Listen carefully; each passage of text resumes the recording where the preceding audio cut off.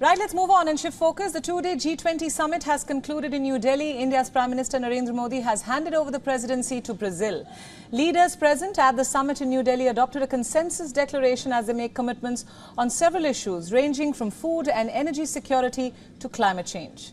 In the summit, which was themed One Earth, One Family, One Future, global leaders vowed to act in concrete ways through partnerships that will result in a strong, sustainable, balanced and inclusive growth.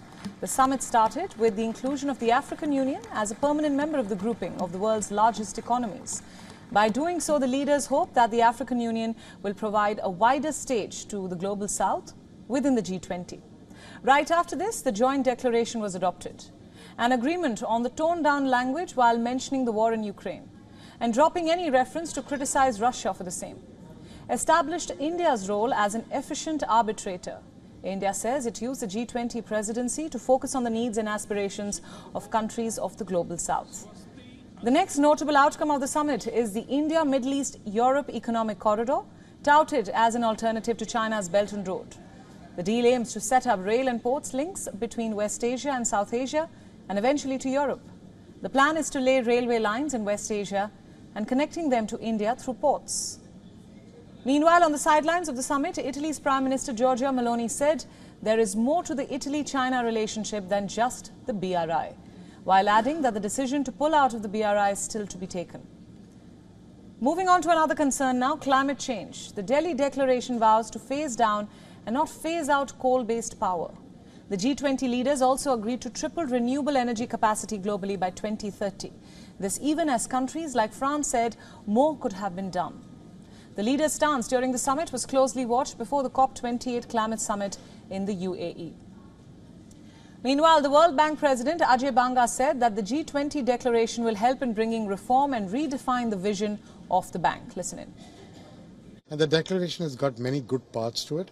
Selfishly, it has a great deal to do with the multilateral banks, which is good for me because it gives me the wind in my sails for me to keep pushing for reform and getting the bank to work better. That's the way I think about it. There's no missing out also on India's soft diplomacy visible at the G20. The visit of the G20 leaders to the memorial of Mahatma Gandhi at Raj Ghat created a family photo opportunity that had been denied. The G20 also proved to be a platform to showcase the cultural traditions of India at multiple levels. Now, to discuss this and a lot more, we are now being joined by Siddharth Tiwari, the Senior Advisor to India's G20 Presidency and Fellow at Chatham House, London. He's joining us live from Washington, D.C. Thanks for joining us. Thanks for having me. Right, Siddharth, my first question to you. How does the consensus at the G20 summit showcase India as an influential diplomatic and economic power? Excellent question. So there are two aspects to this.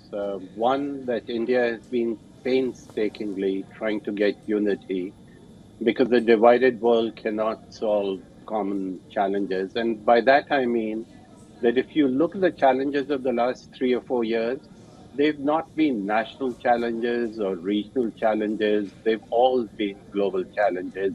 The pandemic, climate, death distress, technology, cost of living crisis, sustainable financing, and the retreat in all the SDGs that the world has been trying to get to.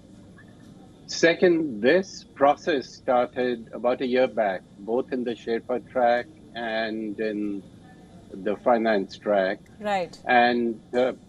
And there's been numerous meetings and trust has been developed amongst the negotiators. But as you know, trust itself is not enough. Many countries have trust and they can't get anything done.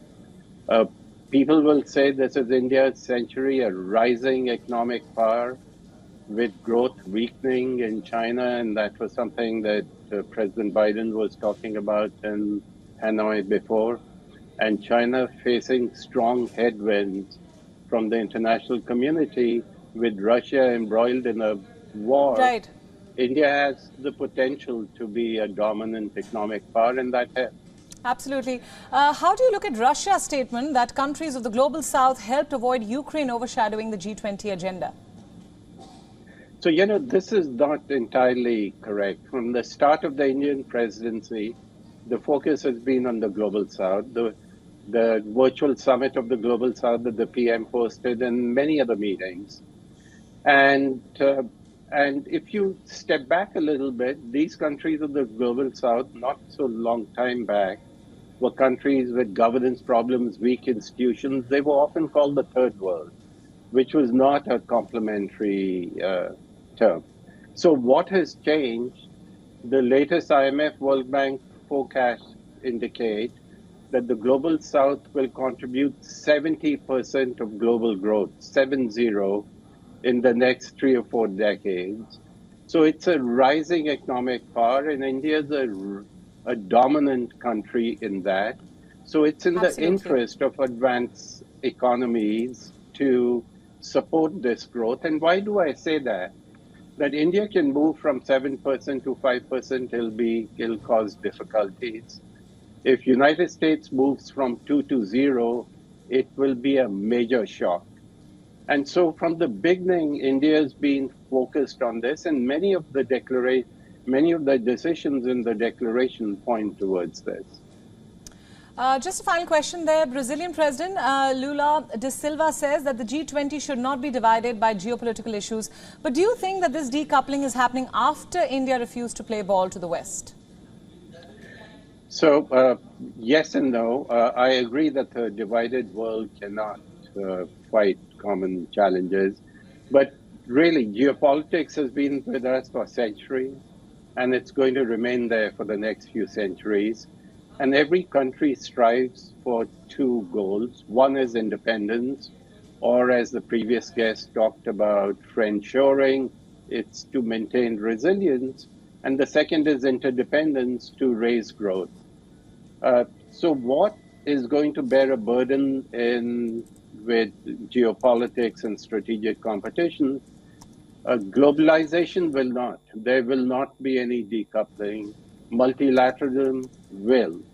And that is what India has tried to reconstruct through the leaders' declaration. Absolutely. Siddharth, thank you so much for joining us on WION with the latest insights. WION World is One is now available in your country. Download the app now and get all the news updates on the move.